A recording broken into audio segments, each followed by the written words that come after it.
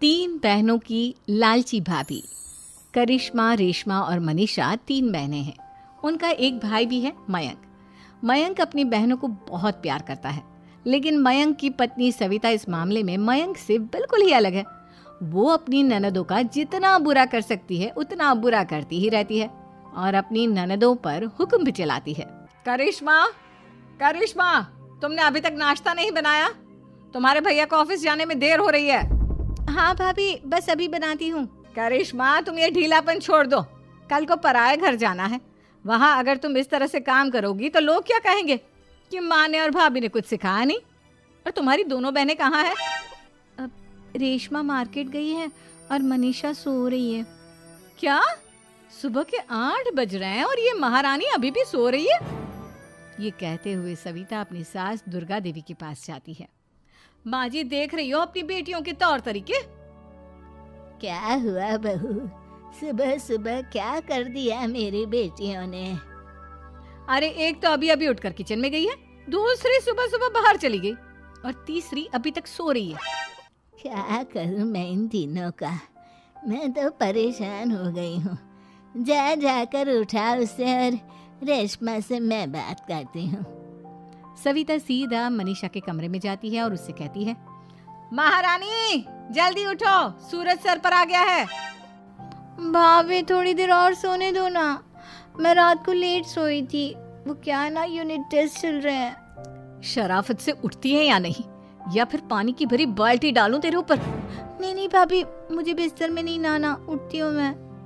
मनीषा जल्दी से उठकर बाथरूम में चली जाती है। सभी आराम से बैठकर नाश्ता कर रहे होते कि तभी रेशमा बाजार से हाथ में सामान लिए आ जाती है। रेशमा को देखते ही सविता उस पर बरस पड़ती है। लो, आ गई महारानी। ऐसा भी क्या सामान लाना था जो सुबह आंख मलते ही बाजार की तरफ रवाना हो गई? भाभी, कल आप ही तो चीख रही थी कि घर का सारा सामान मुझे ही लाना पड़ता है, घर में किसी को भी किसी काम से कोई लेना देना नहीं है। अब मैं बाजार जाकर सामान ले आई तो आपको इस बात से भी तकलीफ हो रही है? देख रही हो माँ जी, अपनी बेटी की जुबान कैंची से भी तेज चलती है। और मयंक, आप तो कुछ कहेंगे नहीं अपनी लाडली बहन को। रेशमा, अपनी भाभी से ऐसे बात नहीं करते। चलो माफी मांगो। भैया, मैं क्यों माफी मांगू? आप भाभी से बोलिए ना कि हम पर कम हुक्म चलाया करे। हम इस घर की बेटियां हैं और आपकी पत्नी की ननद है, नौकरानी नहीं। लो कर लो बात। इनकी भलाई के लिए कुछ भी बोलो तो इन्हें बुरा लग जाता है। इस घर में यही इज्जत है मेरी। देख लो माँ जी, आपकी बेटी किस लहजे में मुझसे बात कर रही है। सविता वहां से चली जाती है। मयंक को बहुत गुस्सा आता है, वो भी वहां से चला जाता है। फिर करिश्मा रेशमा को समझाती है, रेशमा, तुम्हें भाभी से माफी मांग लेनी चाहिए थी ना। लेकिन दीदी, मैंने कुछ किया ही नहीं, तो मैं माफी क्यों मांगू? हाँ करिश्मा दीदी, रेशमा दीदी जैसे ही घर में आई भाभी ही उन पर चिल्ला रही थी।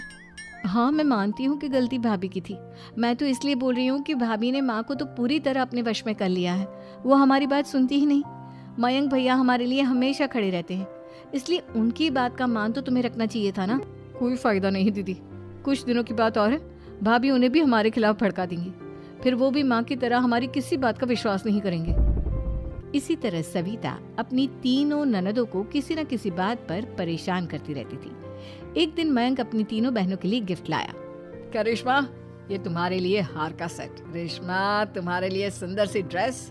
और मनीषा, तुम्हें किताबें पसंद है ना, तुम्हारे लिए किताबें लाया हूँ। थैंक यू भैया। थैंक यू भैया। थैंक यू भैया। करिश्मा, तुम्हारा नेकलेस कितना सुंदर है। ये भैया कहाँ से ले आए होंगे? मैंने भैया को 3 दिन पहले फोन पर ये डिजाइन दिखाया था और आज भैया ये ले आए। सविता तो अपनी ननदों के गिफ्ट्स देखकर जल गई और करिश्मा का नेकलेस तो उसे भी बहुत पसंद आया था। अपनी बहनों के लिए कितना अच्छा नेकलेस लेकर आए हैं, मुझे कभी कोई गिफ्ट नहीं दिया। मैं आज ही ये हार चुरा लूंगी। रात में सविता करिश्मा का हार चुरा लेती है और इसी तरह उसे अपनी ननदों की जो भी चीज़ अच्छी लगती वो उसे मांगती नहीं, बल्कि रात के अंधेरे में चुरा लेती। इसी तरह दिन बीतते गए और सविता ने मयंक के दिल में भी उसकी बहनों के लिए नफरत पैदा कर दी। एक दिन मयंक ने करिश्मा और रेशमा के लिए रिश्ता देखा और ये बात उसने घर में सबको बताई। माँ, करिश्मा और रेशमा के लिए बहुत अच्छा रिश्ता आया है। वो लोग कल इन्हें देखने आ रहे हैं। आप और सविता मिलकर सारी तैयारी कर लेना। ये सुनकर करिश्मा और रेशमा खुश हो जाती हैं, लेकिन सविता सोचती है, अगर इन दोनों बहनों की शादी हो गई तो घर और बाहर का काम कौन करेगा? मनीषा तो एक नंबर की कामचोर है, उससे तो किसी बात की उम्मीद लगाना ही बेकार है। मुझे इस शादी को रोकना होगा। अगले दिन सभी लड़के वालों के स्वागत की तैयारी करने में लगे होते हैं। तभी मयंक अपनी बहनों से आकर कहता है, तैयार हो गई तुम दोनों?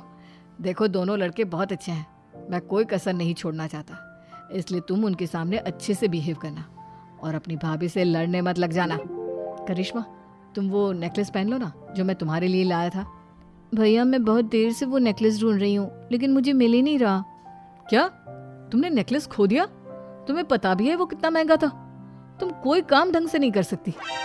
मयंक गुस्से में वहां से चला जाता है। थोड़ी देर बाद लड़के वाले भी आ जाते हैं। वो दोनों बहनों को पसंद कर लेते हैं और रिश्ता पक्का हो जाता है। लेकिन सविता के दिमाग में तो कुछ और ही खिचड़ी पक रही थी। वो पंडित जी के पास करिश्मा की कुंडली लेकर जाती है और उन्हें पैसे देकर करिश्मा की कुंडली बदलवा देती है। जब लड़के वालों के पास करिश्मा की कुंडली जाती है तो वो दुर्गा को फोन करते हैं। बहन जी, हमने करिश्मा की कुंडली अपने पंडित जी को दिखाई थी। आपकी बेटी की कुंडली नहीं बल्कि दोषों का पिटारा है। देखिए, मैं और मेरे पति इन सब बातों में बहुत विश्वास करते हैं, इसलिए हम आपकी बेटी से अपने बेटे की शादी नहीं करा सकते। इस तरह करिश्मा का रिश्ता टूट जाता है और सभी घर वालों को बहुत दुख होता है। अब कविता सोचती है, चलो करिश्मा का तो रिश्ता टूट गया, अब रेशमा का भी रिश्ता तोड़ना है। क्या करूं? अब सविता आवाज बदलकर किसी अननोन नंबर से रेशमा के होने वाले ससुराल में फोन करती है। हेलो, मैं कौन हूँ कौन नहीं ये आपके लिए जानना ज़रूरी नहीं, बस इतना सुन लो कि रेशमा का 2 साल से किसी के साथ अफेयर चल रहा है। बस रेशमा का रिश्ता तोड़वाने के लिए सविता का इतना कहना काफी था। अब रेशमा का भी रिश्ता टूट गया। मयंक और दुर्गा देवी ने रेशमा को खूब खरी खोटी सुनाई और उससे बार बार उस लड़के के बारे में पूछने लगे। आप दोनों मुझे क्यों परेशान कर रहे हो? अरे कोई लड़का होगा मेरी लाइफ में तो मैं बताऊंगी ना, जब कोई है ही नहीं तो कहाँ से लाऊं मैं कोई लड़का? तो तेरे होने वाले ससुराल वालों को फोन किसने किया था? माँ, मैं नहीं जानती किसने फोन किया था, मैं सच कह रही हूँ। मैं तो पहले ही कह रही थी इसकी लगाम खींच कर रखो, लेकिन मेरी सुनता ही कौन है।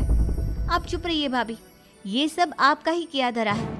अब तीनों बहनों को विश्वास हो जाता है कि ये सब उनकी भाभी ही कर रही है। तीनों बहनें अपनी भाभी को सबक सिखाने के लिए एक वकील कर लेती है और घर में हिस्सा मांगना। देखो भैया, माँ बाप की जायदाद में जितना बेटों का हक होता है उतना ही बेटियों का, इसलिए इस घर के 4 हिस्से होंगे और हमें अपना हिस्सा चाहिए।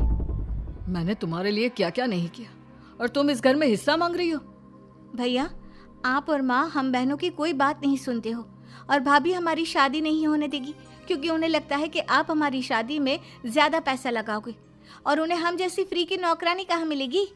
तो हम भाभी के साथ तो रह नहीं सकते, हम बहनों को अपना हिस्सा चाहिए। अरे तुम्हें शर्म आनी चाहिए अपनी भाभी पर ऐसा इल्जाम लगाते हुए।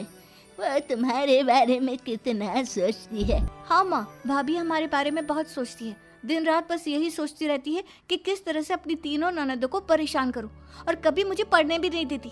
दोनों बहनों का रिश्ता भी तो इन्होंने ही तोड़वाया है और रात में हमारे कमरे में आकर हमारी चीजें भी चुराती हैं। इसी तरह सविता की तीनों ननदें अपनी बात पर अड़ी रही। अब कोर्ट में तारीख भी शुरू हो गई। जब सविता को लगा कि उसकी तीनों ननद इतनी आसानी से नहीं मानने वाली, तो उसने अपने पति और सास को सारी सच्चाई बता दी और अपनी तीनों ननद से माफी मांगी। मयंक और दुर्गा को भी अपनी गलती का एहसास हो गया। अब सविता खुद करिश्मा और रेशमा के लिए अच्छा रिश्ता ढूंढती है और उनकी शादी करवाती है।